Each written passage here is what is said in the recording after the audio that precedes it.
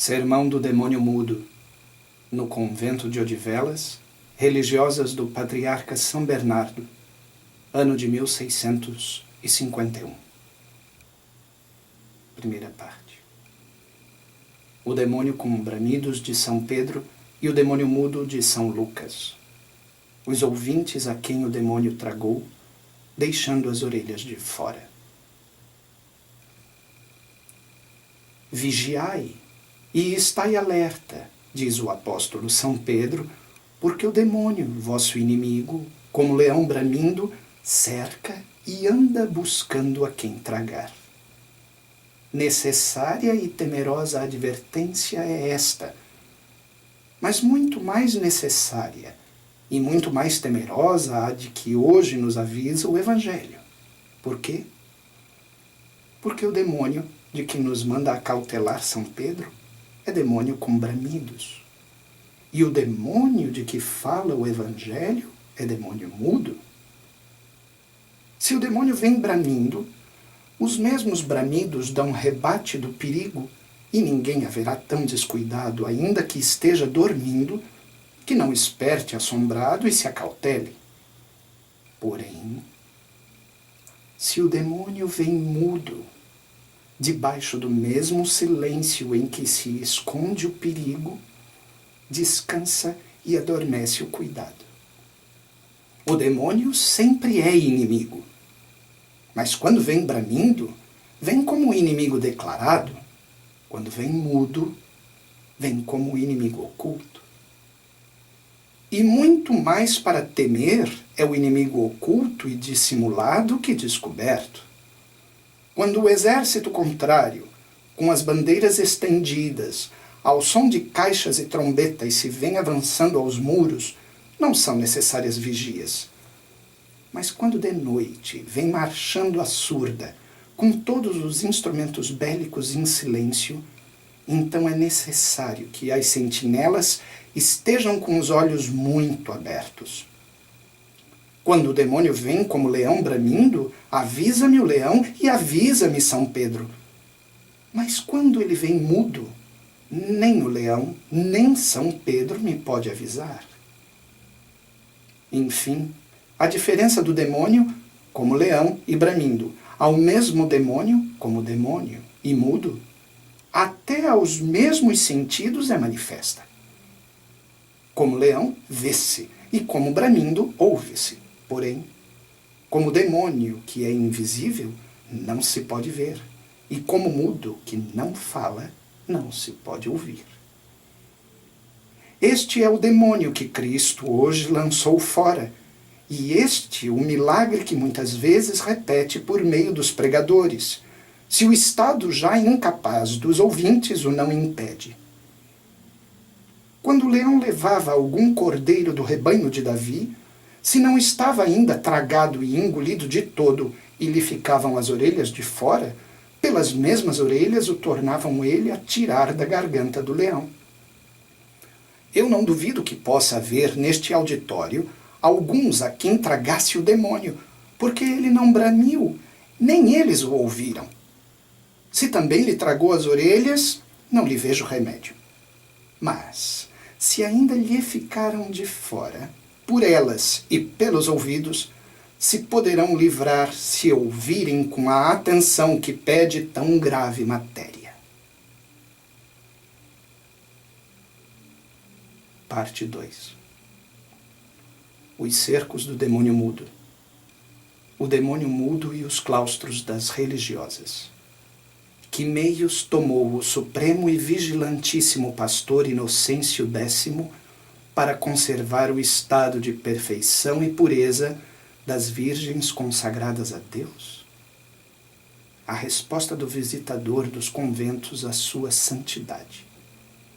Argumento do sermão: o espelho, diabo mudo dos conventos e celas das religiosas. Esse eu vou gravar de novo, tá, João? Desculpa.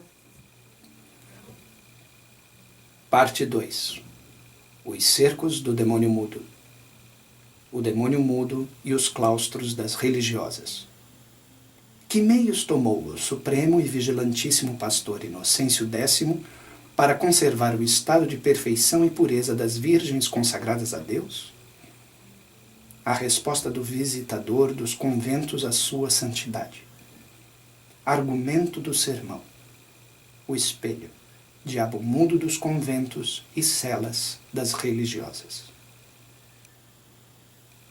O grande patriarca São Bernardo, que sendo entre os outros doutores sagrados tão eminente, neste lugar é o maior, expondo o texto de São Pedro, diz que dava graças ao grande leão da tribo de Judá, Cristo, Senhor nosso, porque permitindo-o bramir ao leão do inferno, não lhe permitia o ferir.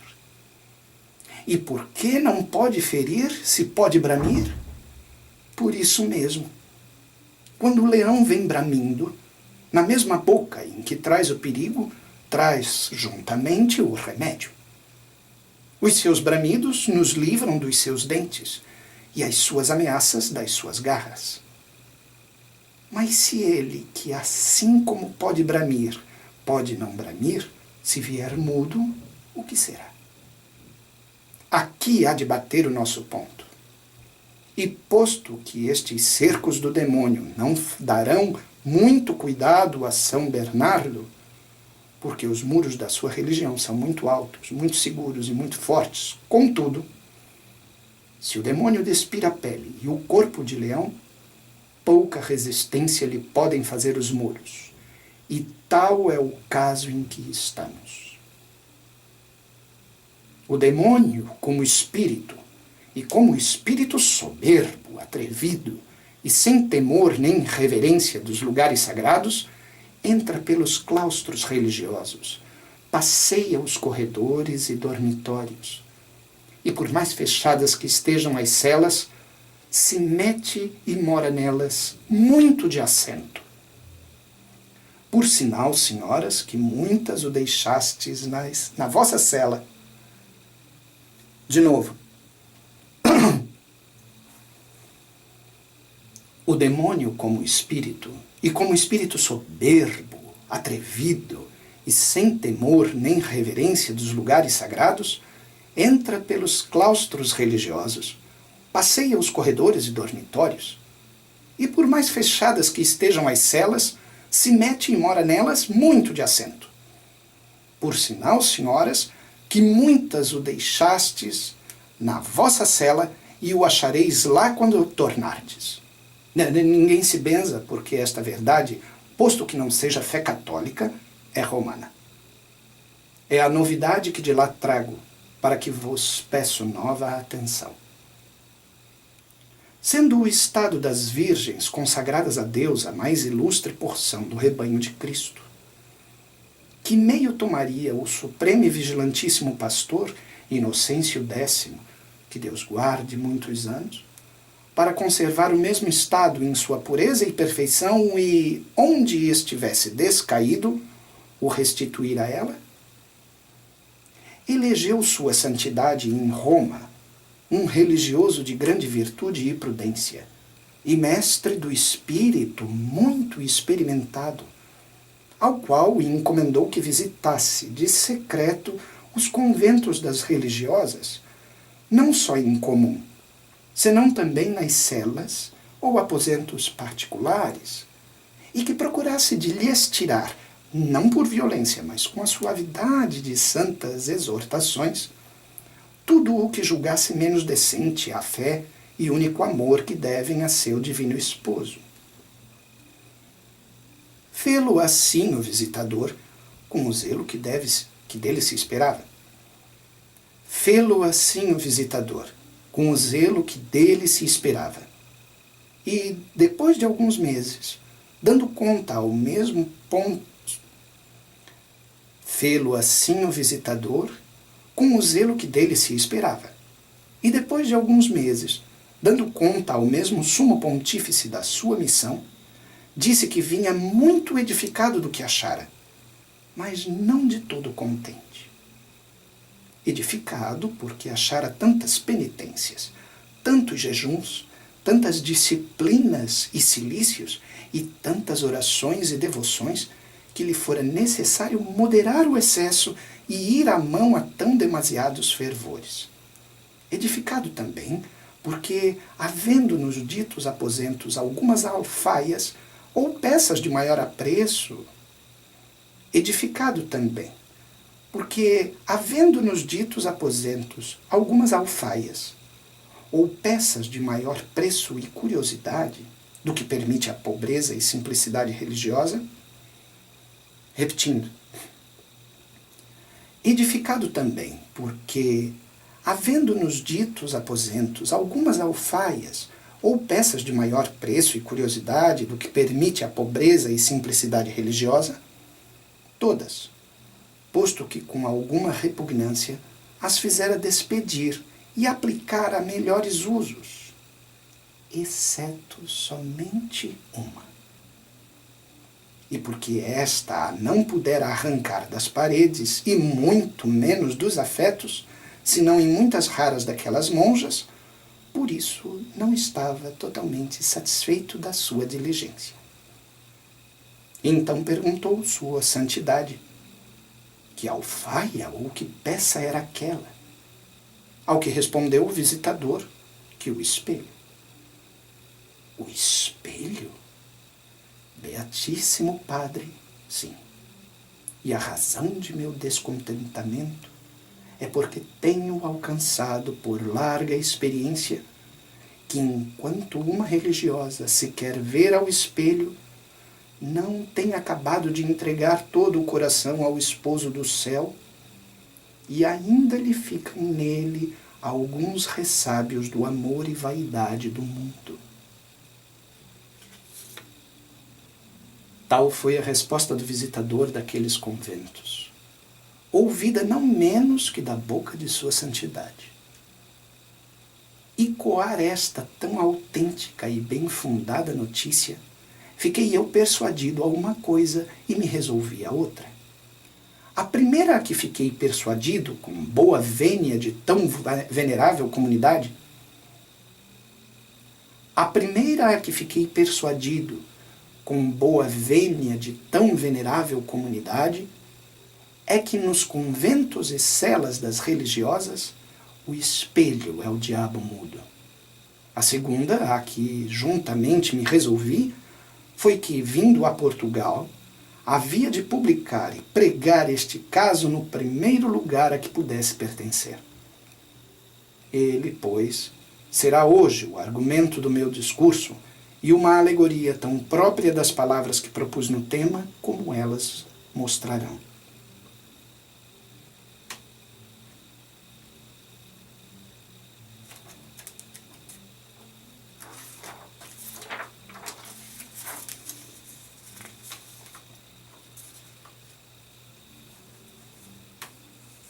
Parte 3.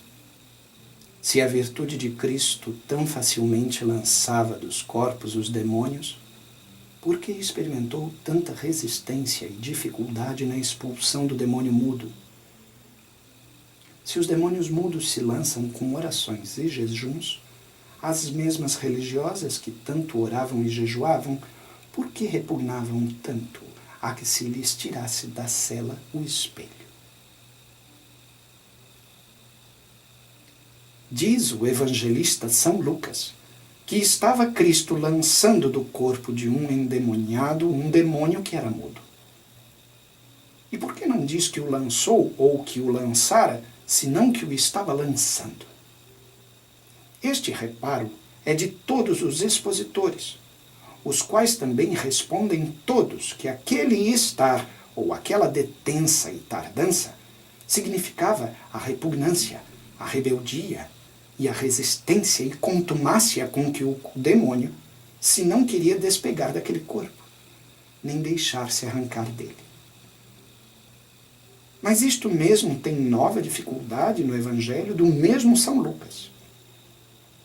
Diz este evangelista que quando Cristo lançava os demônios fora dos corpos, não era necessário que o Senhor lhe o mandasse com alguma palavra, mas bastava que o endemoniado tocasse as vestiduras sagradas para logo ficar livre.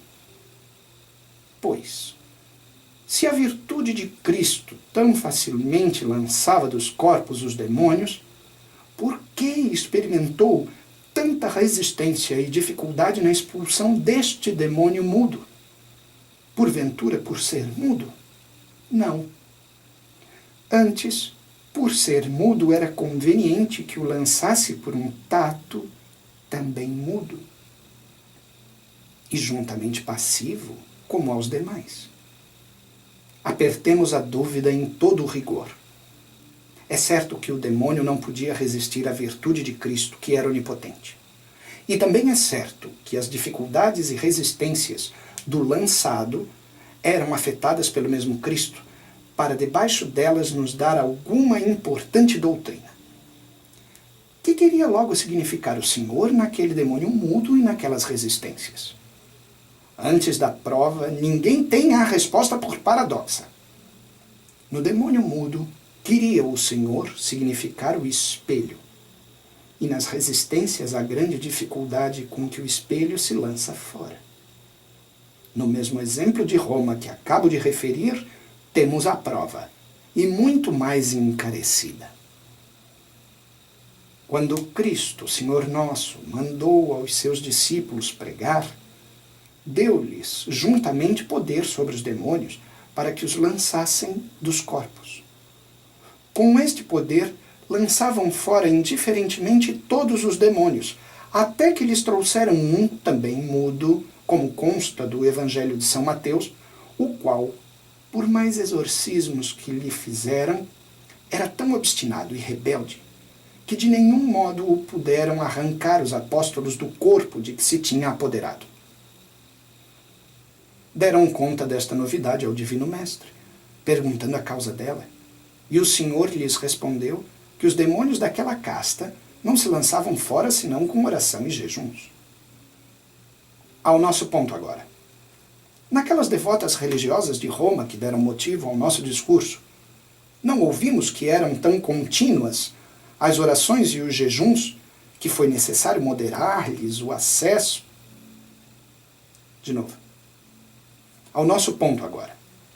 Naquelas devotas religiosas de Roma, que deram motivo ao nosso discurso, não ouvimos que eram tão contínuas as orações e os jejuns, que foi necessário moderar-lhes o excesso destes santos exercícios?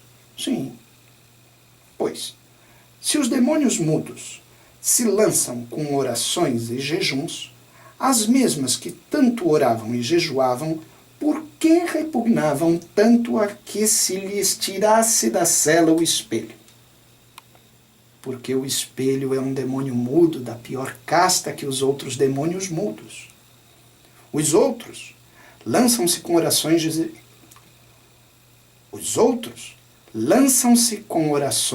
e jejuns. Porém, estes são muito mais rebeldes e obstinados. Estão tão pegados à parede e muito mais ao coração que orará e jejuará a dona da casa quanto quiserdes e muito mais do que quiserdes, mas o espelho não há de ir fora. Depois, e mais em seu lugar, declararemos a razão ou sem razão desta dificuldade. Parte 4. A origem dos espelhos segundo Sêneca, Platão e Sócrates. Se o espelho, desde a sua origem, não foi obra divina... Peraí, deixa eu tomar uma água.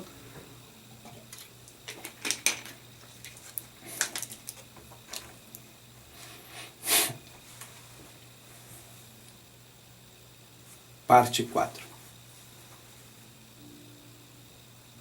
Parte 4. A origem dos espelhos segundo Sêneca, Platão e Sócrates. Se o espelho, desde sua origem, não foi obra humana, senão divina, não é agravo e afronta sobre impropriedade grande comparar o espelho ao demônio? De que modo de um espelho, não artificial ou fingido, senão natural e verdadeiro, e de uma formosura também natural e verdadeira que nele se viu, nasceram todos os demônios, quantos depois de serem anjos, ardem no inferno.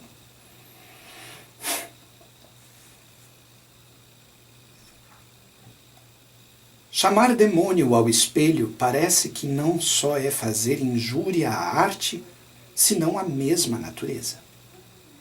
O espelho, depois de muitos anos, quando já o mundo não tinha muito que ver em si, senão muito que aborrecer, foi invento artificial e humano. Porém, na sua primeira origem já tinha sido o espelho obra da natureza e do soberano autor dela. As estrelas são espelhos do sol, os rios são espelhos das árvores. Uma fonte que não devera foi o espelho fatal de Narciso. Sêneca, com toda a severidade estoica, diz que os espelhos em que os primeiros homens encontravam com a sua imagem em qualquer pedra lisa foram ordenados desde seu princípio pela natureza como mãe e mestra dos bons costumes, para que o moço, que nasceu bem afigurado, vendo no espelho a sua gentileza, a não afeiasse com os vícios.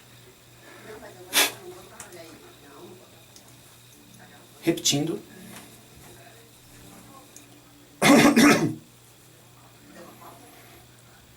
Oi, Vera? Oi. Não deixa eu atrapalhar. Não. Eu só vou trazer o material pro Éder, né? É o Éder que tá gravando.